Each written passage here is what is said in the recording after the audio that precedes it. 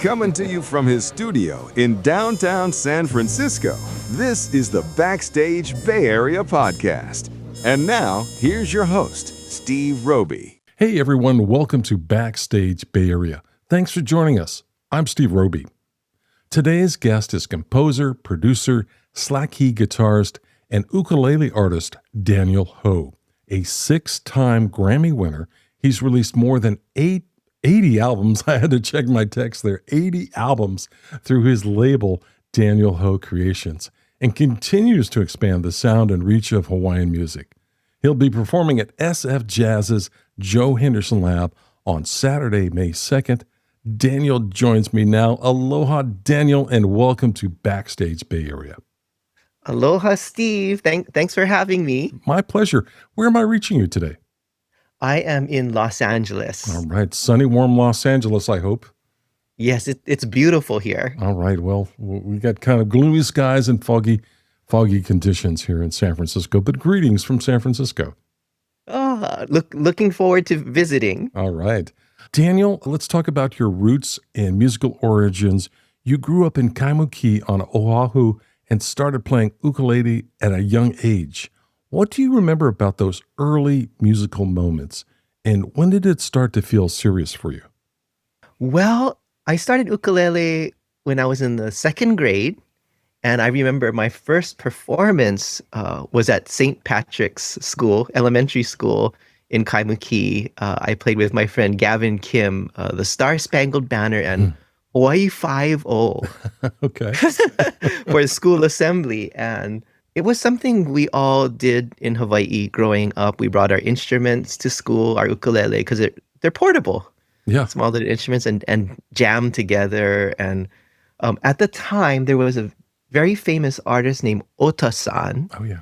And he was on A&M Records, and he had a recording called Song for Anna, which is a very beautiful orchestral piece with ukulele lead. And it was playing on Kumu, K-U-M-U, 1600 AM, pretty often. And it got me hooked. I learned how to play the first 8 bars over and over when I was a kid and walked around the house playing the ukulele and fell in love with it.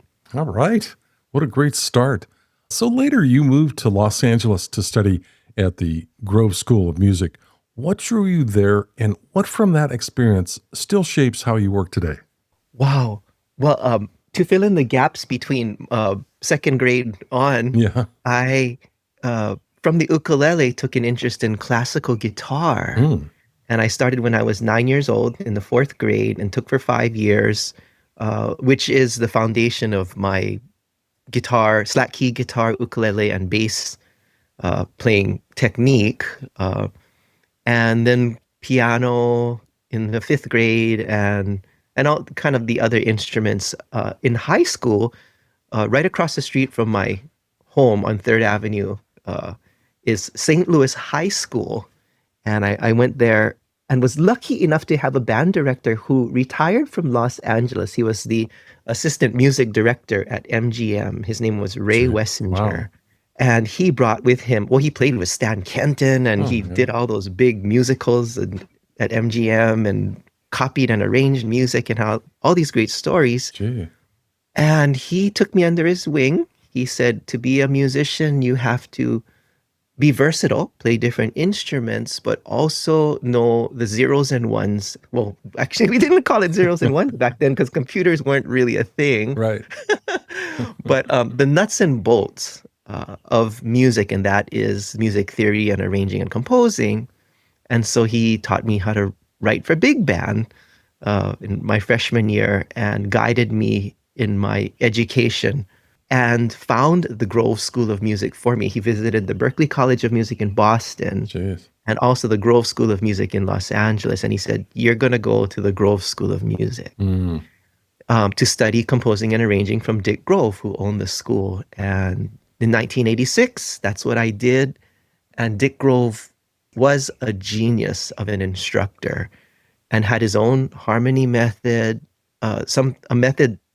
a theory that I use to this day to do all of my composing. So it's been a long time. And it works in jazz and classical and world music, and it allows you to understand, to simplify complex harmonies into uniform modules, which are like chunks or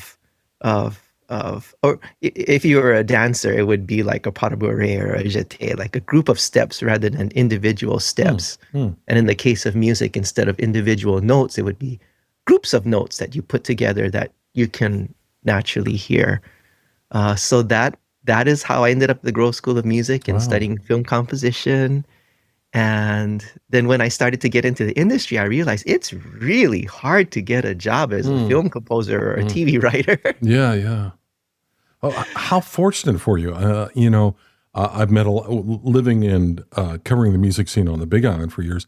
A lot of musicians are like satisfied with just, playing the tourist venues and everything like that.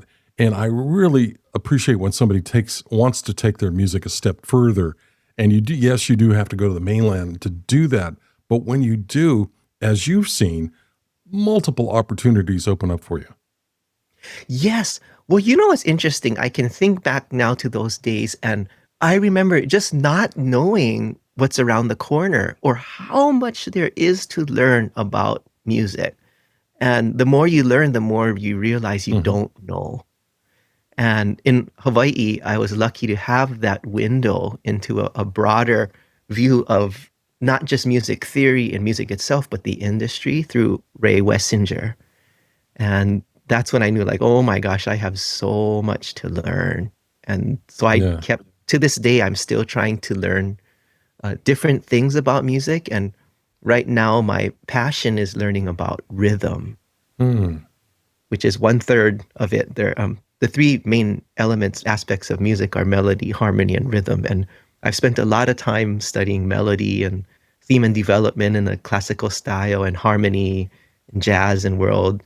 And rhythm is something of a club in that if you have a certain sense of rhythm, a certain level of groove and time, then you can play with other musicians that have that ability, right? Sure. And if you don't, you cannot play with Chick Corea. Well, as an example, big example, yeah. Can you cite an instance where you applied that? Yes. Oh my gosh. Okay. So my passion since 2011, up until then, going back a little bit, after Dick Groves, I tried the film composing thing for a bit, TV writing, orchestrated, and then I just found it difficult to get traction. So I started a group called Kilauea, which is, as you know, living 8 years on the Big Island, is an active volcano. Yeah, still. Yes, it still is. And I did that from 1990 to 95, 96. And then I moved on to world music, Hawaiian music. I played slack key guitar and ukulele and did a bunch of recordings, solo and also with different artists, until 2011. In 2011, I found a passion for world music. And it started in Taiwan with Taiwanese Aboriginal musicians because they are related to Hawaiian people through the Austronesian culture, the Austronesian peoples, and they traced it through linguistics, but they migrated from the island of Taiwan 5,000 years ago through all the islands and as far as Easter Island. So I was invited to meet with and have barbecues and talk stories, jams, with different Aboriginal tribes, and I recognize world music as like the origins of music, a direct connection of sound to emotion, without all the technicalities of harmonic minor scales and this and that. Yeah. And so that's been my passion since 2011.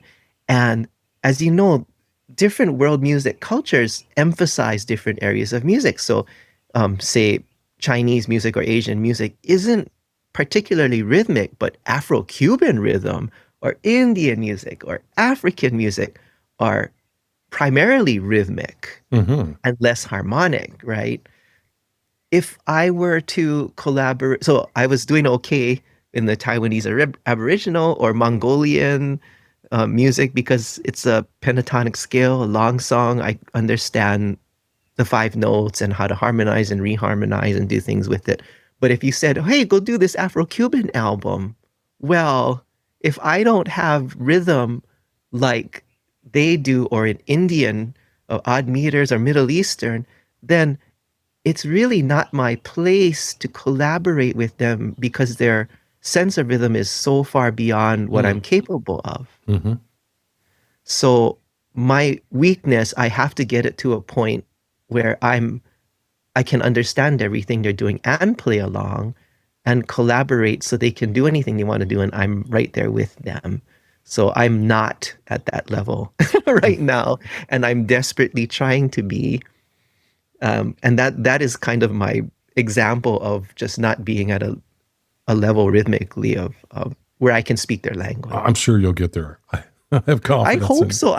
I've been on the drum pad since 2020, since the pandemic, every single day with the metronome. And I sure do hope to be. All right. Well, you're in the right area to connect with people like that. I'm excited to play some of your music on the show today. And let's start with a piece that goes back to your earlier chapter in your career, a song called Waimea Bay. You wrote this in the early 90s for the group you mentioned, Kilauea, and it had a life on the radio actually right here in the San Francisco Bay Area. What still connects you to that piece now, decades later? Well, it's always been a fun jam song. It's a happy melody in the key of C, and KKSF radio, a big radio station back in the 90s, contemporary jazz station, played it quite often up there. And it's just a fun piece that when we had Kilauea, Randy Drake and I, who actually 30 plus years later still plays and records with me. He's like my musical family and the heartbeat of everything I do. He'll be playing with us at San Francisco Jazz on May 2nd. He has a nice big drum solo in there. There's piano solos and bass solos. And a lot of my music is more structured, so I don't always do that in every song. We play the songs, and then certain ones I open up for everyone to just show their skill and just have fun and be creative with it. Yeah, nice. Well, I'm excited to play this. Let's listen to it now. This is Waimea Bay, Kilauea with Daniel Ho here on Backstage Bay Area.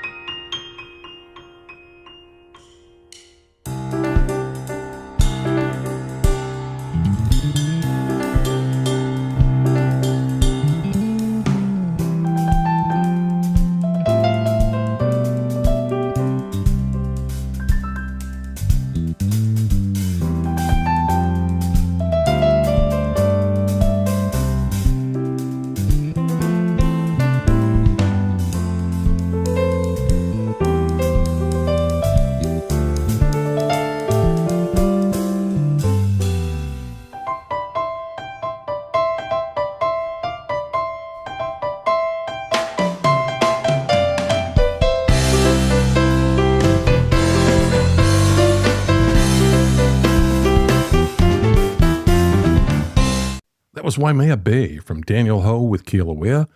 Daniel is my guest today.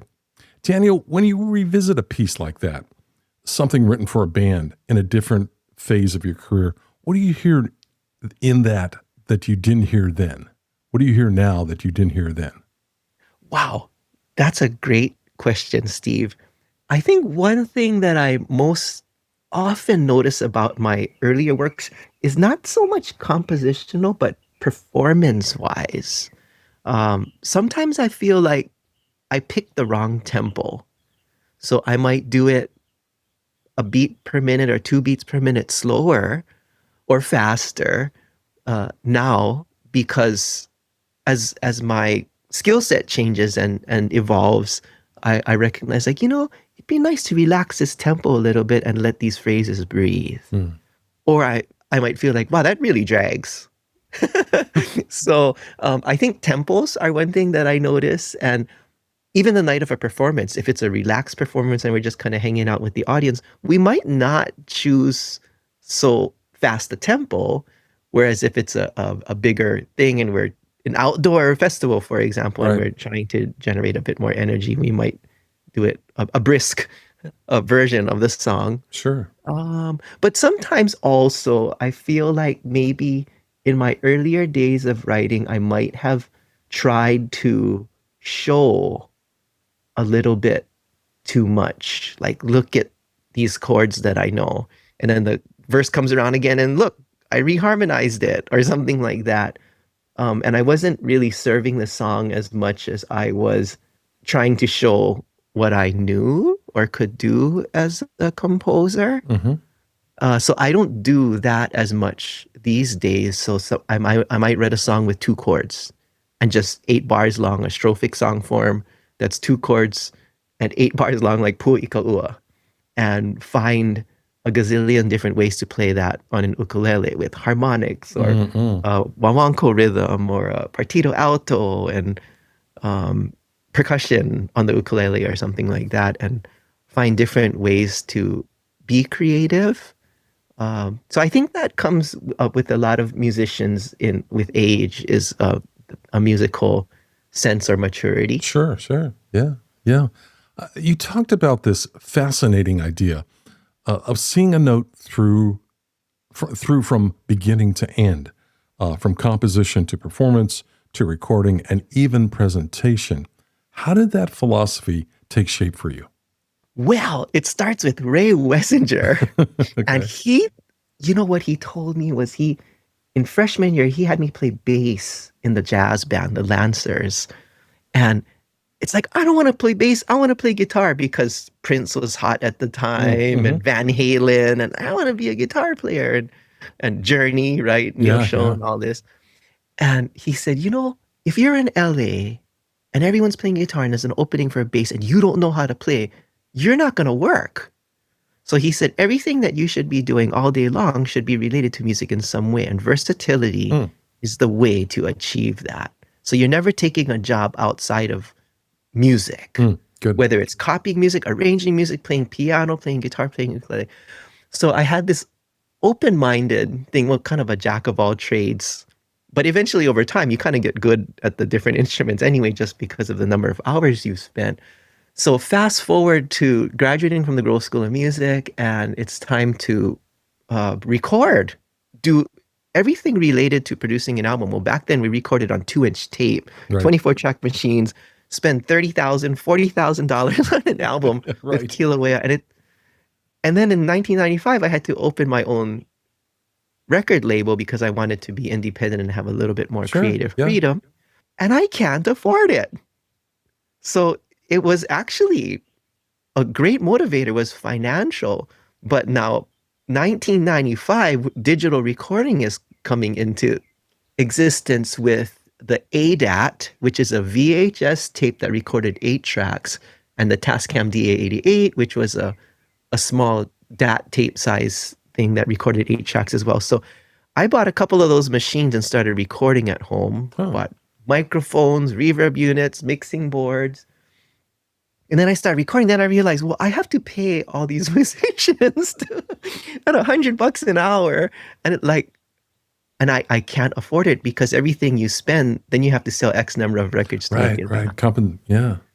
So going back to my training with Ray Wessinger and playing bass and classical guitar and piano and all these things, I started buying the instruments from Guitar Center. One example was I was doing this project for Muzak and it needed a mandolin part for this Doors song. So I just went to Guitar Center. I bought a used mandolin for $100, and that opened my mind to, you know what? So I started collecting basses and guitars and all of this stuff and recording a lot of those tracks at home on my ADATs. Then I had to start learning audio engineering and miking. Overdubbing. And so this philosophy of seeing a note through from beginning to end starts with actually composition, right? So you choose the note, you choose its place and time, you choose how it's performed. Is it sung? Is it played? What instrument is it played on? Then how is it captured? Well, what kind of mic? Do you use a ribbon mic, a condenser mic, a large diaphragm tube mic? And you start learning about all these things, each of which is kind of a lifetime of study in its own. You know, I'm 58 now, so I've been at it for over 30 years. And you kind of get a handle on it. And then you learn how to mix. And then, well, after I mix it, I can go to a mastering lab and pay $400 an hour, or I can learn how to master. And so I started mastering all of our albums, and actually we've done over 120 or 30 albums by now. And that's a lot of mixing and a lot of mastering. And doing world music, everything from koto to pipa to Mongolian percussion instruments to everything you can think of, the principle of recording and balancing frequencies are the same. So I apply those miking techniques and engineering techniques and mastering to everything. And then in 2000 and, oh my gosh, what year was it? 13 years ago, I met Pepe Romero Jr., who is a world-class luthier, builds classical guitars for Paco de Lucia, his father, Pepe Romero, the Quartet. I met them. Jack Johnson, and incredible classical guitar luthier. I had an idea over the years for an ukulele that would take all the qualities of an ukulele that made it attractive and put it all into one instrument. For example, professionals play a tenor because it's a bigger sound and the tension. And so we created something called a tiny tenor, which is a full tenor ukulele that fits in a concert size gig bag for touring. It's based on a lute, which is a single bout instrument because it has a smooth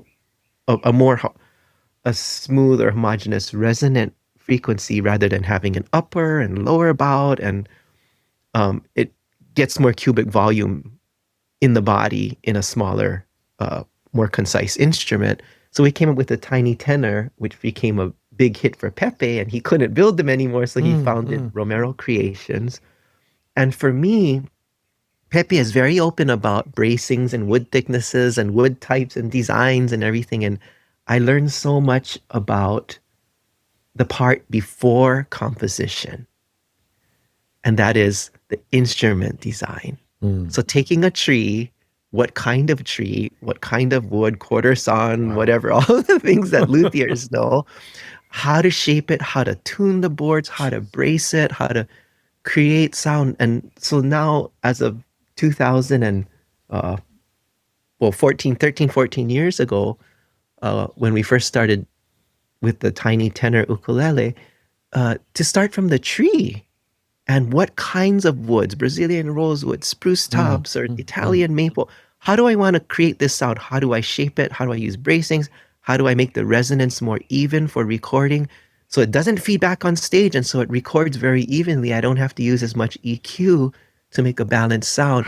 And now my creation starts with the instrument, the wood, the choice of all that with Pepe. So seeing a note from beginning to end begins with the tree, the wood, the instrument, the composition, the capturing of it through recording, mixing, and mastering, to the graphic design, which is how is that music packaged and framed?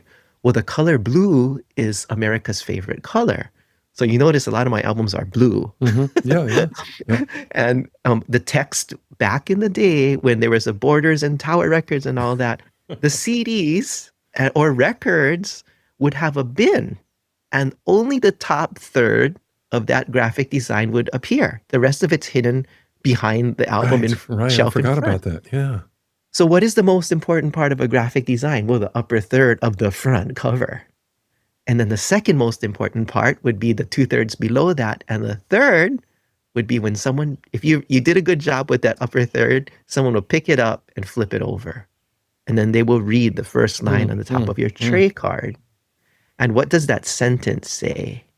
And so on and on.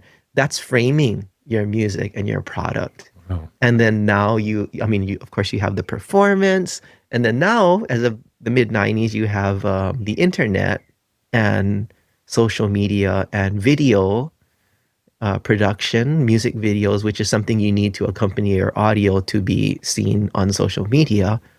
So in 2020, that same person, David Ho, who I grew up with since I was a kid, and he went to St. Patrick's in St. Louis as well, taught me audio engineering. He also taught me music video production because he owns a post-production house here in LA.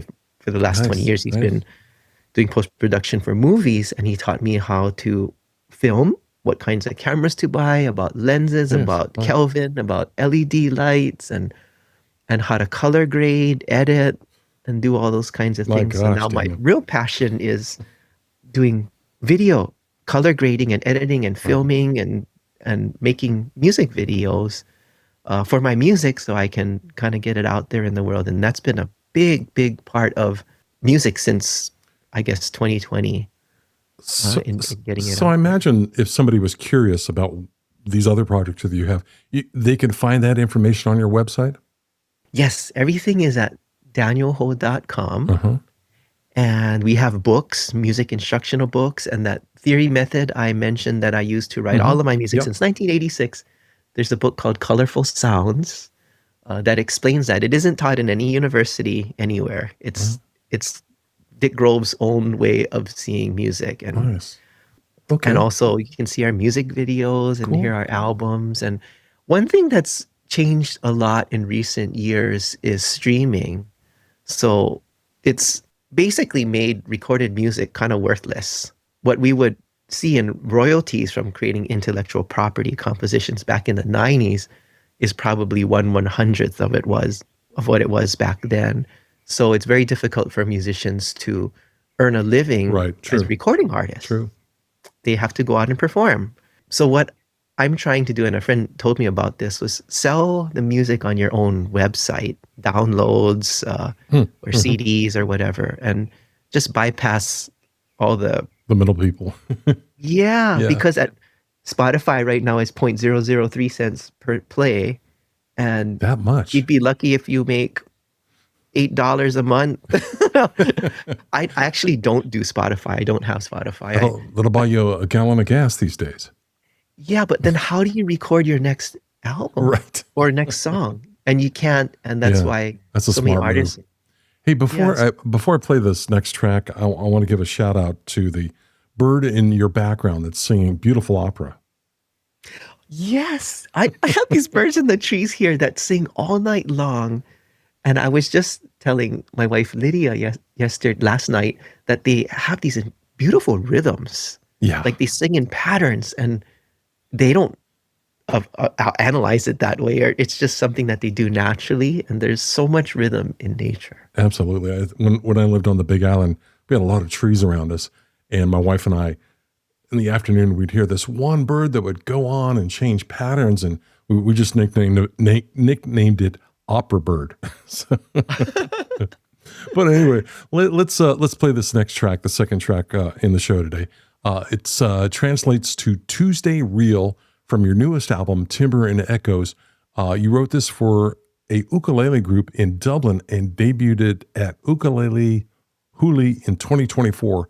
What drew you to that Irish reel tradition, and how did you adapt it to your voice?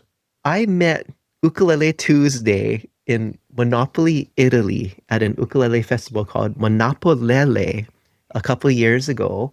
And they were just a fun group of people. So my approach to the ukulele is classical guitar. I see it as kind of a miniature classical guitar. And that's why I love working with Pepe Romero Jr. on the instruments. Their approach to ukulele is one of community. They play at Stag's Head every Tuesday night. That's how they chose their name. And they pack the place. And they jam U2 songs and Cranberry songs. And at Monopolele, they would play till like 4 a.m, right on the water, jamming until like the last 2-3 people who could last that long. And they were just they are a wonderful bunch of people. And we're actually going to Monopolele again at the end of May, early June, to do the festival and perform together. So when they invited me to Dublin to play the Ukulele Huli, I thought I would write a song that celebrated their joy. And Real de Mart in Gaelic means Tuesday Real. Okay. Well, let's play it now. This is Tuesday Real from Daniel Ho's album, Timber and Echoes.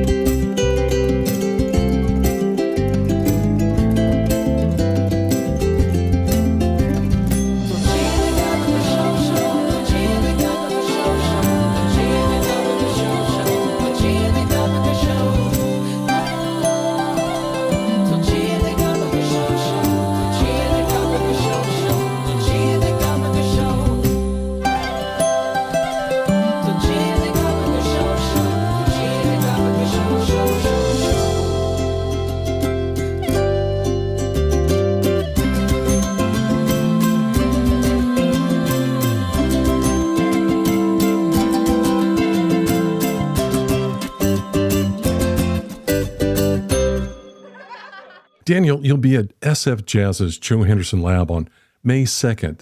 Have you played that room before, and what do you enjoy about a space that intimate? Well, I've not played that room before. I love intimate venues because it's more relaxed, a little less theatrical for me. Like we kind of sit and just relax with the audience, and we can make eye contact and communicate through music and conversation a little more casually. We'll be doing songs from our Kilauea days, like Waimea Bay and When You Grow Up, and also a lot of the music that I've created since then on slack key guitar and ukulele. And I have a wonderful quartet with me. Yeah, tell me about that.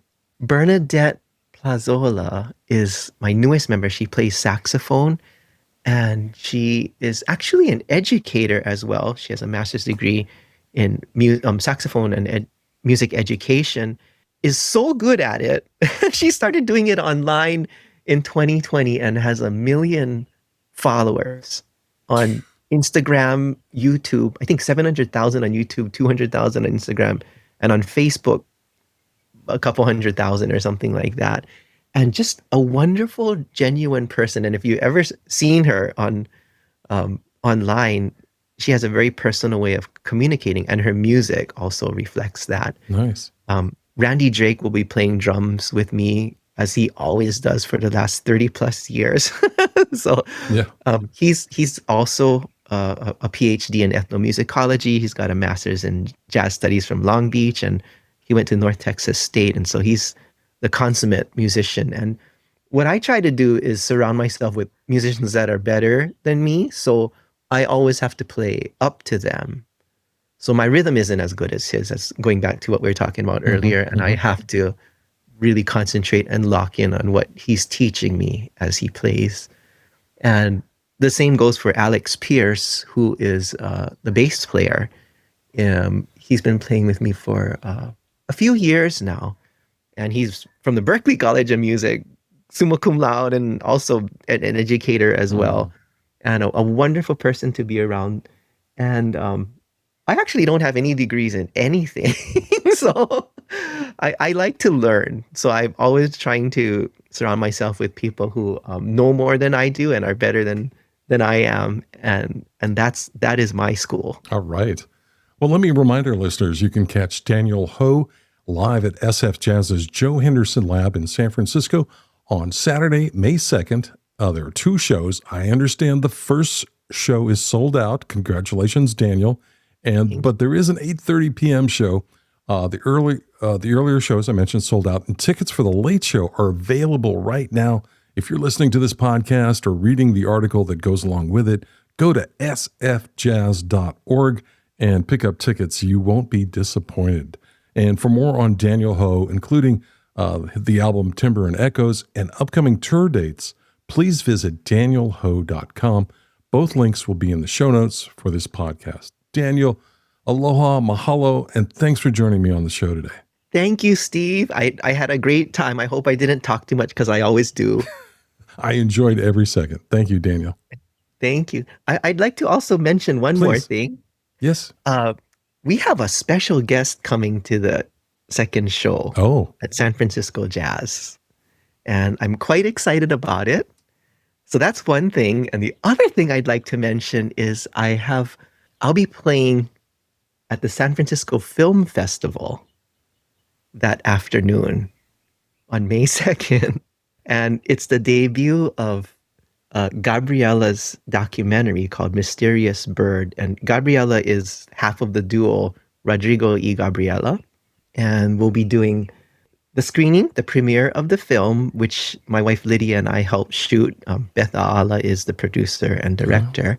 I also helped Gabby play and record all the music for the documentary and the soundtrack and the album. And we'll be playing a live segment afterwards and doing a Q&A. Sure. And sounds then great. Rushing over to the San Francisco Jazz Festival. Well, you put a teaser out there. Can you say who the special guest is? I can. Oh my gosh. Oh my gosh. I tried my best. You just got to go to the show, pick up a ticket now, go to sfjazz.org, and do check out Daniel. Daniel, again, thank you so much for your time. I really enjoyed the conversation. Thank you, Steve. Are you a jazz musician preparing for a run in San Francisco? The Backstage Bay Area podcast wants to help tell your story. We are currently filling our guest lineup with the artists keeping the jazz scene alive. If you have dates booked at a local club or concert hall, let's get you on the mic to discuss your latest work. Connect with us directly. Send an email to backstage.sfbay@gmail.com. Just let us know when you'll be playing in San Francisco. That's backstage.sfbay@gmail.com. Backstage Bay Area is dedicated to keeping jazz alive in the 415 by spotlighting the artists, presenters, and venues that sustain this music. The most meaningful way to support local jazz is simple. Show up, buy a ticket, and experience the music live. Visit BackstageBayArea.com and explore our upcoming concerts section, featuring both a weekly guide and a weekend guide to jazz shows across the region, plus the latest concert news.